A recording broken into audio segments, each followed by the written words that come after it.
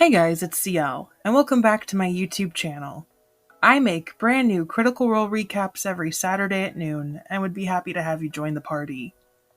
If you haven't already, please go ahead and subscribe, and hit the Bertrand bell to be notified of future videos. Now, without further ado, let's discuss the 22nd episode of Campaign 3 of Critical Role. Beware, there are some spoilers for Campaign 2, so you may want to bow out when I give the spoiler warning.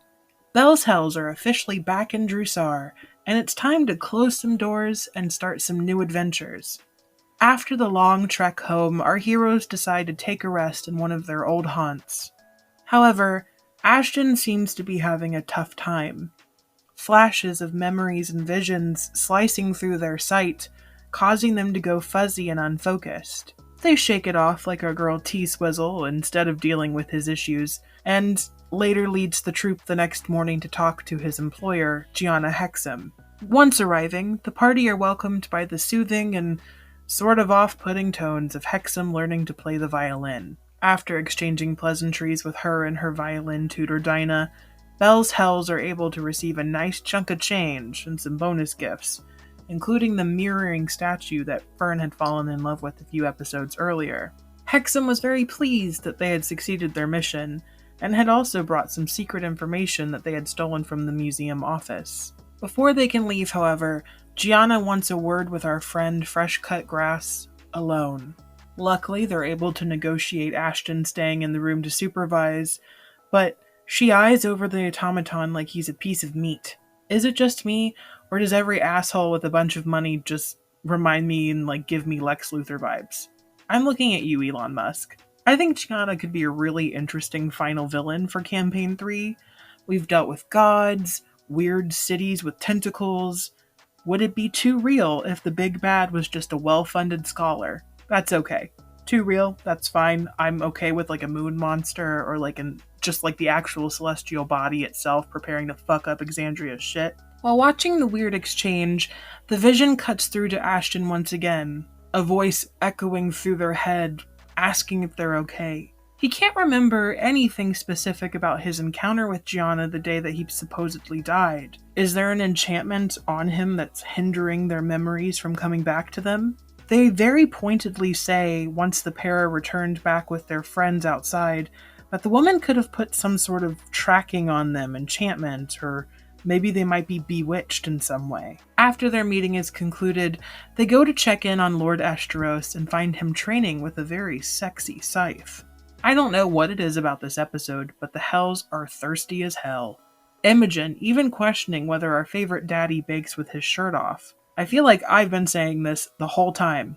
Check episode 2 or 3 of this recap series. I've been calling him Daddy Astros for years.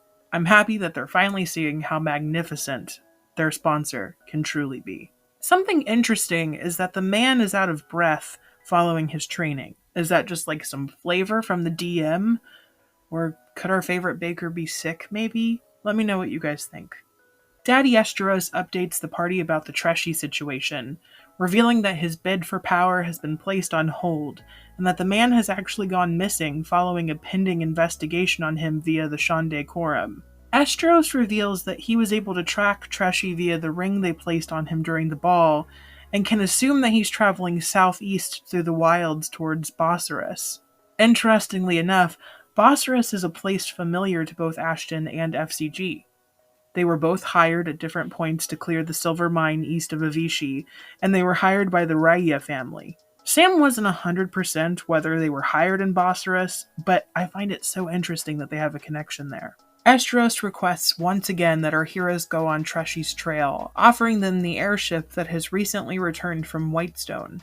Much to probably all Critical Role's fans' pleasure, Laura reprises her role as Vex to read a letter sent back in Bertrand Belle's honor. I loved it.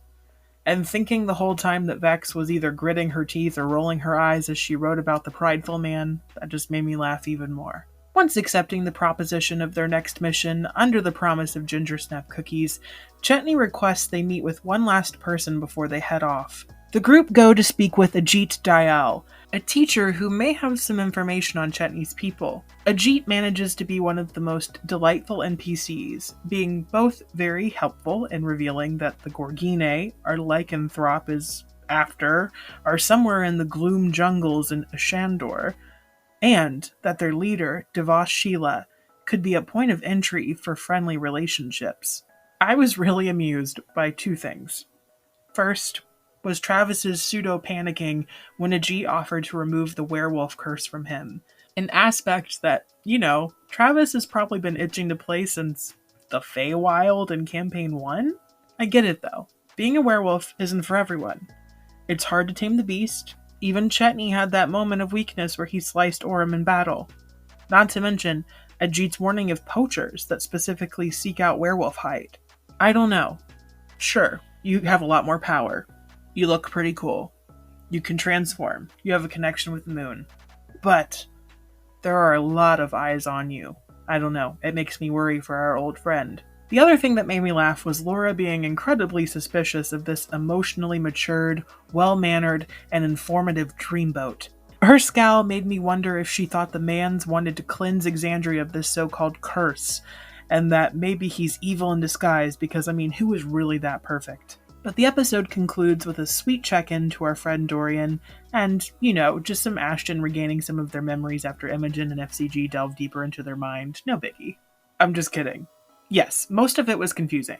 Milo was in it, there were people that we didn't recognize cutting through. After Ashton fell out of the window, one of them wanted to leave them for dead. But Ashton was saved. We were able to watch the disbelief etched in Milo's features as Ashton awoke. So what's the main takeaway? Glass vials. Spoilers ahead for Campaign 2, so listen at your own risk. The glass vials were what the nobodies were trying to steal from Gianna Hexam, and my mind went straight to the vials of dunomantic magic that were made from the Luxon in Campaign 2. It would explain so many of Ashton's gifts, not to mention, I recall in the research notes that Mighty Nine found regarding their use of Beth's husband, that they planned to arm soldiers with the dunomantic powers. How crazy cool would it be to know that the mysterious liquid swirling inside the glittery dome of our favorite asshole holds the powers of a beacon? Like, what would happen if someone consecrated died next to him? I'm sorry, I'm going too far, but I'm just so curious what you guys think. There's so many things and possibilities that could be attached to this. I think it checks out, since the museum had ties to Wildmount, so why wouldn't Gianna Hexam? Also, speaking of Gianna Hexam, I find it so interesting that she gave away the statue so easily to Fern. This may be the paranoia talking, but what if it can listen and watch through its notedly pupilless eyes? It makes me worried that the Hells just dropped it off in the care of one of their most close confidants, one of the most secretive people in Drusar.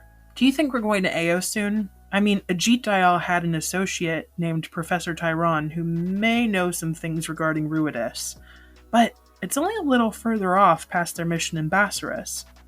I'm just so excited to know more about the Red Storm and the moon, and I just can't drop it. I'm too excited, you guys. I'm hyped. Please leave a like, and don't forget to subscribe. Also check out a pilot podcast where my friends and I review TV shows and film every other Monday. I have an album called Scorpio out now as well.